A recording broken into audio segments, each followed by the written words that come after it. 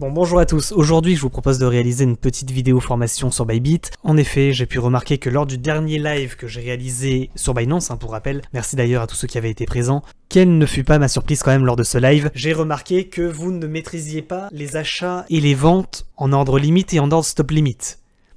C'est quand même la base du trading, les amis. Il va falloir reprendre tout ça et si vous ne maîtrisez pas ces bases, je vous invite à aller revisionner ce live. Aujourd'hui, on va faire plus ou moins la même chose que l'on a réalisé sur Binance lors du live, mais cette fois-ci sur les contrats futurs. Je rappelle pour les nouveaux ce que sont les contrats futurs. Les contrats futurs vous permettent de spéculer sur la hausse, mais également sur la baisse. C'est-à-dire qu'on peut gagner de l'argent quand ça baisse, comme quand ça monte. Ça c'est un rappel et un préalable pour tous ceux qui nous rejoignent, parce que je sais que vous avez été nombreux à nous rejoindre sur la chaîne YouTube. Je tiens également à vous remercier, on a passé la barre des 40 000 abonnés. Donc merci à tous ceux qui soutiennent la chaîne et qui mettent un petit like et un petit abonnement, ça fait toujours plaisir. Aujourd'hui, donc, on va faire une petite vidéo formation sur le trading des contrats futurs sur la plateforme Bybit, parce que je vous rappelle, les contrats futurs ne sont pas disponibles sur Binance, et par conséquent, si vous voulez pouvoir spéculer non seulement sur la hausse, mais également sur la baisse, avec ou sans effet de levier, il va falloir s'inscrire sur une autre plateforme, et ça me permet de vous rappeler que la plateforme que j'utilise pour trader les contrats futurs, c'est Bybit, et que vous avez un lien moins 15% pendant 2 mois et jusqu'à 4000 $ de bonus en vous inscrivant avec mon lien affilié. Maintenant que cela est dit, on va passer au niveau supérieur et je vais vous faire économiser de l'argent aujourd'hui. On va dès le début de la vidéo réaliser un ordre au prix du marché et un ordre limite. Et on va comparer combien je vais payer en limite et combien je vais payer au marché. Un petit rappel quand même s'impose avant de parler des ordres limites. Si vous souhaitez acheter, ouvrir un long en limite, il faut que le cours se trouve au-dessus de votre ordre d'achat. Ça, c'est achat en limite. Il faut que l'ordre se trouve sous le cours. À l'inverse, si vous souhaitez vendre, c'est-à-dire short en limite, c'est-à-dire parier sur la baisse des cours, il faut que votre ordre de vente se trouve au-dessus du niveau de cours actuel. Ça, c'est la base. Je vous rappelle, le cours va monter, il touche votre ordre de vente est activé, vous prenez un short, c'est-à-dire vous pariez sur la baisse. À l'inverse, si le cours baisse, touche votre ordre d'achat, vous prenez un long et vous pariez sur la hausse. Vous spéculez sur la hausse en prenant un ordre d'achat. C'est la raison pour laquelle en futur, vous avez toujours 2 boutons, ouvrir un long et ouvrir un short. Donc ça, c'est le préalable. On achète en bas, c'est simple à retenir finalement, on achète en bas et on vend en haut.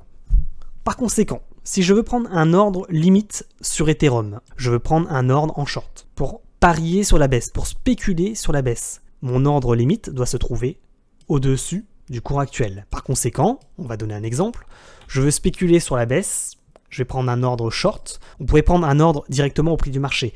Mais à ce moment-là, sur Bybit, vous allez être facturé de 0,06% de frais, soit 6 fois plus cher que si vous preniez un ordre en maker, c'est-à-dire en limite. Croyez-moi, à la fin de l'année, ça fait beaucoup d'argent. Par conséquent, si je veux prendre un short, imaginons à 1293 $ sur Ethereum, je vais aller dans ouverture, non pas au prix du marché mais en limite, et je vais dire à 1293, je veux prendre un short pour 1000 $ d'Ethereum. Et je clique sur ouvrir un short.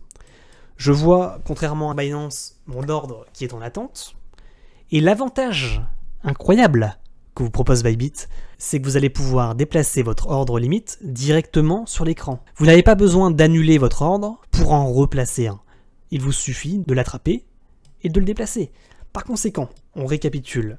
Si le cours monte et touche mon ordre limite, je prendrai une position en short pour parier sur la baisse. Vous pouvez également, en faisant cela, mettre un stop loss. On va donner un exemple. J'annule mon ordre. Je vous rappelle que quand vous positionnez des ordres limites, vous ne payez pas de frais. Vous payez des frais uniquement lorsque l'ordre est exécuté. J'annule mon ordre. Je vais refaire la même chose avec un ordre short, avec cette fois-ci un stop loss. Je vais ici, vendre short avec TP stop loss, et je mets un stop loss. Je dis, je vais prendre un short dès que le cours touche les 1293 $. Dès que ça touche ce niveau, je vais prendre un short. Et je vais donc mettre un stop loss au-dessus de mon point d'entrée. C'est-à-dire par exemple ici à 1294. Donc je vais dans stop loss. Donc j'ai bien sélectionné vendre short avec TP stop loss. Et je mets ici 1294. Je vais mettre un stop loss. On va ouvrir un short. Et vous remarquez la chose suivante. Mon ordre limite est ici. Dès que mon ordre limite va être touché, je vais prendre une position en short. Et vous allez voir, mon stop loss va apparaître directement au-dessus du niveau de cours. Ainsi, au lieu de payer 0,06% de frais, quand vous prenez votre short au prix du marché, vous payerez 0,01% de frais. Et ça fait une belle différence à la fin du mois, croyez-moi. La seule règle à respecter, c'est que votre ordre limite, si vous voulez short, il faut que votre ordre soit au-dessus du cours actuel. Respectez la règle vente en haut, achat en bas. Et vous n'aurez pas de mauvaise surprise. De la même manière, je peux prendre un long en limite et ainsi économiser des frais. Si le cours touche ce niveau, je veux acheter. J'ai bien acheté en bas. Donc si le cours touche les 1286 $, donc je vais bien dans ouverture, limite, 1286 $. Et je clique sur ouvrir un long. Je vais avoir un ordre limite en attente, en dessous du cours actuel. Dès que le cours va tomber et toucher ce niveau, je vais prendre une position à l'achat, en longue, pour parier sur la hausse. De la même manière, je peux mettre un stop loss au préalable. Dire que je veux prendre un ordre limite à 1286 $ et mettre un stop loss sous le niveau à 1284. J'annule mon ordre et je fais ouvrir un long. Dès que mon ordre limite sera touché à l'achat, mon ordre stop loss apparaîtra. D'ailleurs, on va le voir sur le short dans un instant. Dès que le cours va toucher, mon ordre stop loss va apparaître au-dessus du niveau de cours comme on l'avait paramétré. Donc là, je rappelle, si ça touche, je prends une position en short et j'aurai un stop loss au-dessus du niveau de cours comme on l'a paramétré tout à l'heure. Revenez en arrière de la vidéo si vous n'avez pas compris. Attention, hop là, ça a touché, voyez le stop loss directement. Pareil, sur Bybit, je peux déplacer directement le stop loss sur l'écran. Pas de problème, si je veux le déplacer, je peux le faire. Là, de la même manière, maintenant qu'on a pris un short, donc j'ai bien une position en cours en short, vous le voyez, pour 1000 $, je parie actuellement sur la baisse. J'ai pris une position en short, en limite. Combien j'ai payé de frais? 0,06 USDT. 6 centimes. Ce que je vous propose, c'est que dans un instant, je prenne un short, mais non pas en limite, mais au prix du marché. Et vous allez voir ainsi combien ça aura coûté. Et ça permettra de comparer. Donc j'ai clôturé mon trade et on va prendre exactement le même trade en short, mais cette fois-ci au prix du marché. Donc je vais dans marché, ouvrir short. Mes frais sont de 0,5 USDT, 50 centimes.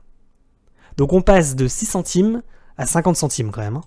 Donc c'est pour vous montrer que de manière générale, il est préférable d'ouvrir des positions en limite plutôt qu'au prix du marché. Vous payerez 10 fois moins cher. Une fois qu'on a pris une position en limite, ce qui pourrait être intéressant, c'est de se dire je veux take profit également en limite. Là j'ai pris un short. Je parie, je spécule sur la baisse. Si le cours baisse, je veux que s'il touche ce niveau, je take profit. Pourquoi ajouter un take profit directement ici? Utilisez un ordre limite en take profit. Vous payerez 6 fois moins cher, encore une fois. Donc on va ici dans clôturer, non pas au prix du marché, mais en limite. Et je dis à 1290 $, je veux take profit. 1290, confirmé. Et là vous voyez, j'ai un ordre limite en attente. Et je sortirai, non pas au prix du marché, mais en limite. Et encore une fois, j'optimiserai mes frais. Je vais payer encore moins de frais de cette manière. Et de la même manière, je peux déplacer directement ma limite sur l'écran. Si on ne veut pas s'embêter, on n'a pas besoin d'être précis.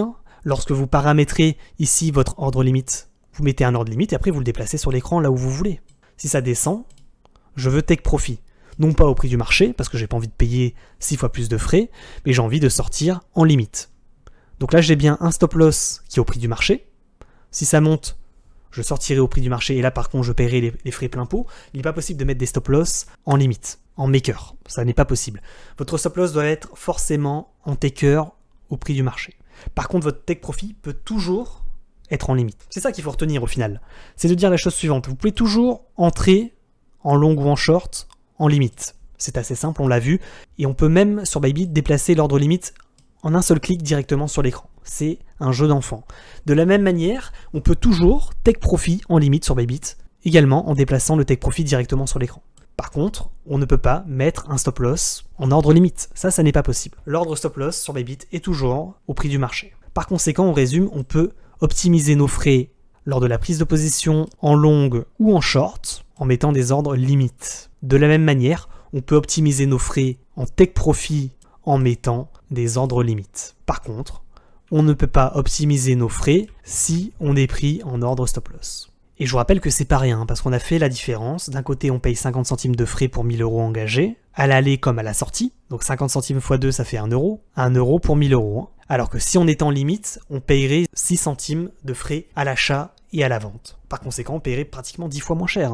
C'est à vous de voir après, si vous voulez payer plein pot, c'est votre choix. Mais vous voyez, c'est pas très compliqué en réalité de paramétrer des ordres limites à l'achat et à la vente et en take profit. C'est un jeu d'enfant sur Bybit. Donc je vous recommande fortement de placer vos ordres d'achat et de vente directement en limite et ça vous fera économiser énormément d'argent. Si cette vidéo vous a plu, je compte sur vous pour mettre d'énormes pouces bleus. Si vous avez des questions, vous me les posez en commentaire comme d'habitude. Je vous rappelle que si vous voulez vous inscrire sur Bybit, vous avez moins 15% pendant 2 mois et jusqu'à 4000 $ de bonus en vous inscrivant avec le lien que je vais vous mettre en description ainsi qu'en commentaire épinglé. Et je vous rappelle également que si vous ne maîtrisez pas la plateforme Bybit, vous pouvez retrouver une vidéo formation sur Bybit dans la description. C'est tout pour moi, on s'arrête là, j'espère que cette vidéo formation vous a plu et je vous dis à très bientôt sur YouTube et sur Twitch. Ciao ciao.